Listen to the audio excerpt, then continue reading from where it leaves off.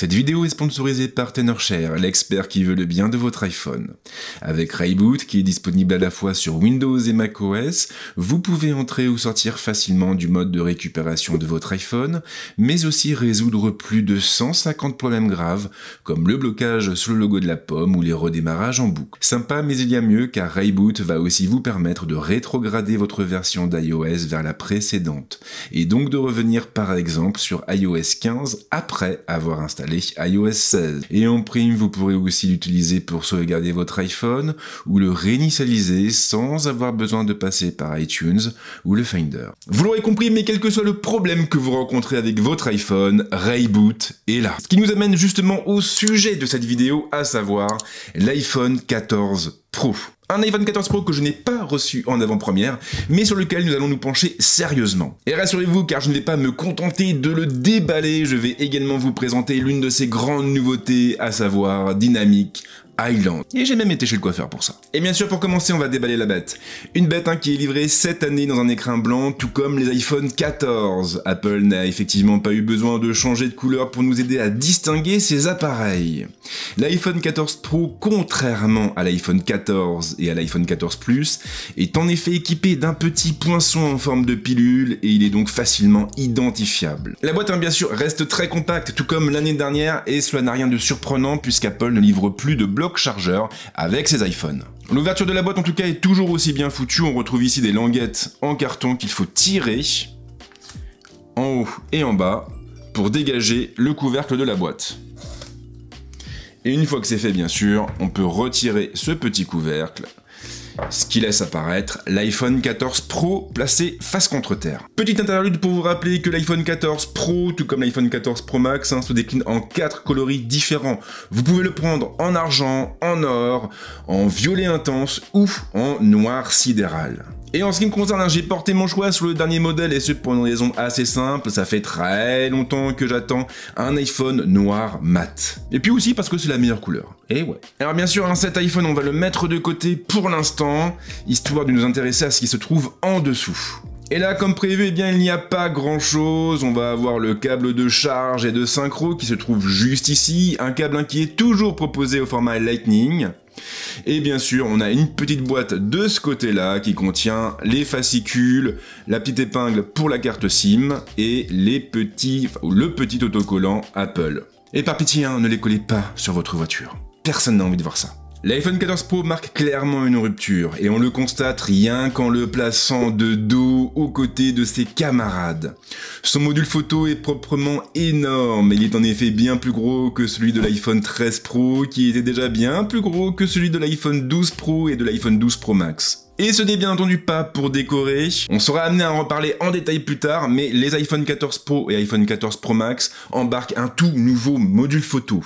Un module photo composé de 3 capteurs, mais pas forcément les mêmes, du moins pas complètement. Les matériaux, eux, ne changent pas. Le boîtier est fait de 2 plaques en verre et d'une armature en acier inoxydable. Le contour est donc brillant et oui, il aura tendance à attirer les traces de doigts.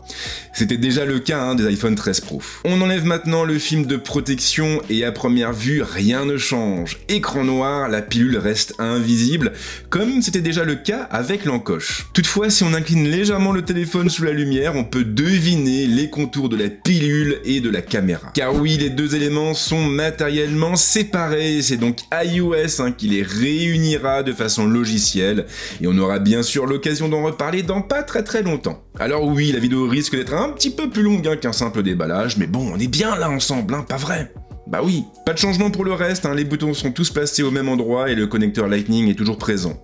Du moins pour l'instant, conformément aux directives de l'Union Européenne, Apple va en effet devoir le supprimer ou le remplacer par un connecteur USB type C. Et il le fera soit pour les iPhone 15, soit pour les iPhone 16. Et maintenant bien sûr, on va allumer le téléphone et passer à l'étape de configuration. Comme d'habitude, on est pris par la main par l'assistant d'Apple et ça marche très bien.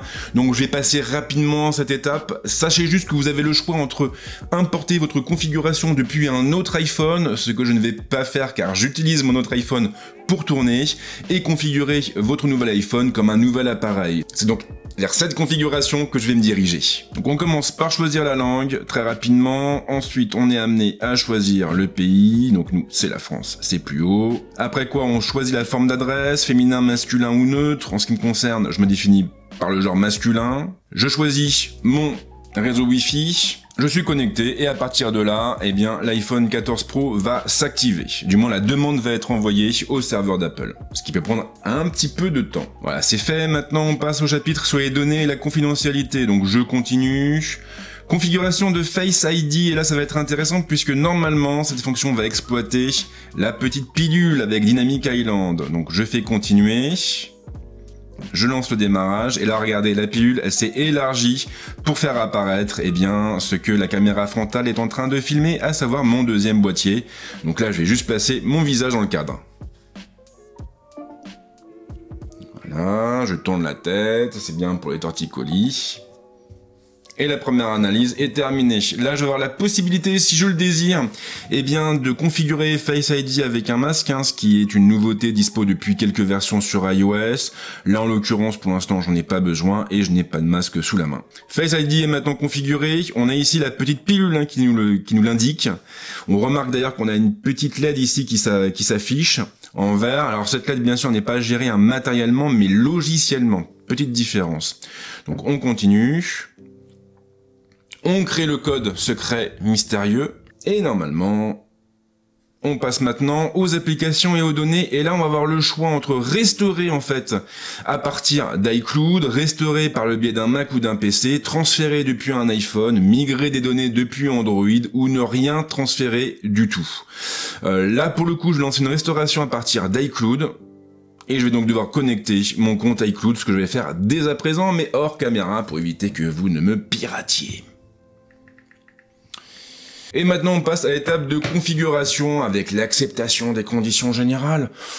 Je vais passer rapidement là-dessus. L'iPhone va donc remonter les sauvegardes connues. Donc j'ai le choix entre la sauvegarde de mon iPhone 12 Pro Max, que j'ai remis à 0 hier, et celle de mon iPhone 13 Pro. Et là bien sûr, hein, je vais aller chercher celle de l'iPhone 13 Pro. Donc je tape dessus. Il me propose de faire de cet appareil mon nouvel iPhone, et ça tombe bien parce qu'on est justement là pour ça. Je continue.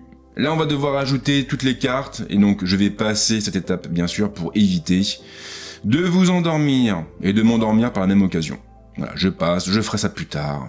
Maintenant, on peut décider si on veut ou pas partager avec Apple hein, les données d'analyse de l'iPhone. Donc là, moi, je suis plutôt partageur là-dessus. Même chose pour les applications. Même chose pour tester les versions bêta, blablabla. Pour l'instant, je n'ai pas participé au programme bêta.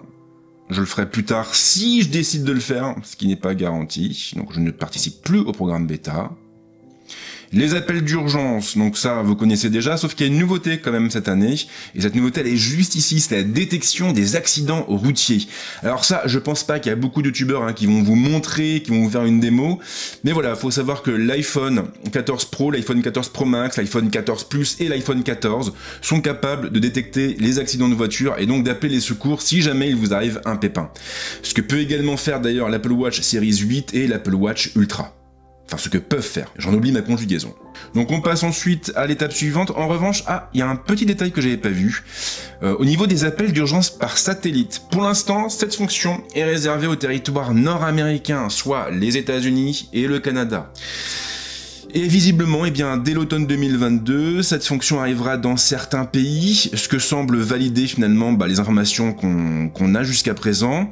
En revanche, il n'est pas dit que cette fonction arrivera chez nous tout de suite. Je précise bien là-dessus, si vous achetez un nouvel iPhone uniquement pour cette fonction, eh bien attendez parce que c'est vraiment pas gagné. Donc on passe à l'étape suivante et la restauration donc va se lancer. Et là, je pense qu'on en a pour un temps certain, ou un certain temps. Ça va être long. Et une fois que ce sera fait, bien sûr, votre iPhone va vous afficher les écrans d'accueil. Alors je reviendrai plus tard hein, sur toutes les nouveautés apportées par l'iPhone 14 Pro, mais aussi par iOS 16. Mais en attendant, et pour pas vous laisser là comme ça, eh bien on va quand même se pencher sur les plus grosses nouveautés de l'iPhone 14 Pro. Il y en a quand même quelques-unes, et je me dis que c'est quand même intéressant de vous les montrer dans cette première vidéo. Et on commence par le mode Always on Display qui reste réservé aux iPhone 14 Pro et iPhone 14 Pro Max. Tout comme sur les smartphones Android, votre iPhone va continuer d'afficher l'heure et la date lorsque son écran sera éteint. Le fond d'écran restera lui aussi apparent, mais comme plongé dans l'ombre. Et le taux de rafraîchissement de la dalle tombera à 1 Hz pour limiter la consommation. Une fonction vraiment cool, surtout que les widgets resteront aussi visibles.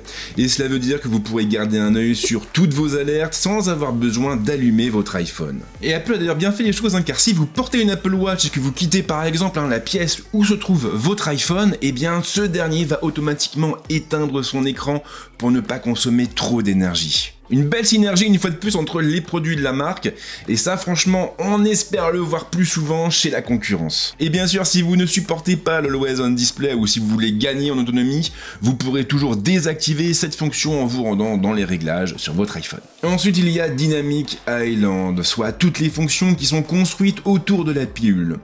Plutôt que de chercher à la cacher, Apple a fait le pari osé de l'intégrer à l'interface d'iOS 16.